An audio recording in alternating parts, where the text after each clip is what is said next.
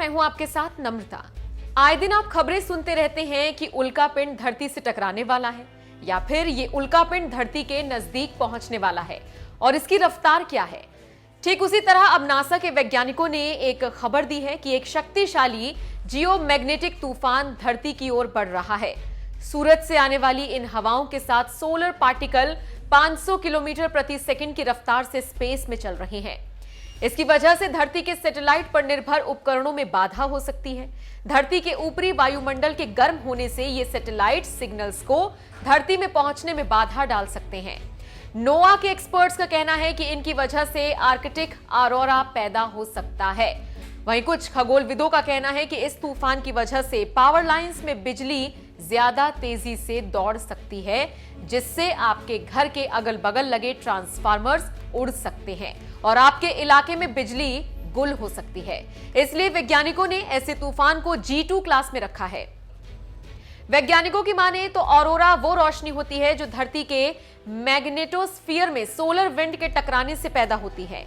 नीले और हरे रंग की रोशनी आपने आसमान में चमकते हुए देखी होगी, जो एक दिलकश नजारा पेश करती है जिसे देखने के लिए लोग इंतजार करते हैं। ये उत्तरी गोलार्ध में नॉर्दर्न लाइट्स या ऑरोरा बोरियलिस की शक्ल में आसमान में अद्भुत छटा बिखेरते हैं। तेज तूफान से ज्यादा तेज चमक वाले ऑरोरा देखने को मिल सकते हैं।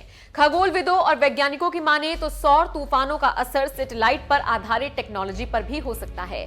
सोलर विंड की वजह से धरती का बाहरी वायुमंडल गर्मा सकता है, जिससे सैटेलाइट्स पर असर हो सकता है। इससे GPS navigation, mobile phone signal और सैटेलाइट टीवी में रुकावट पैदा कर सकती है। पावर लाइंस में करंट तेज हो सकता है, जिससे ट्रांसफार्मर पर असर पड़ सकता है। हालांकि आमतौर पर ऐसा कम ही होता है, क्योंकि धरती का चुंबकीय क्षेत्र इसके खिलाफ सुरक्षा कवच का काम करता है।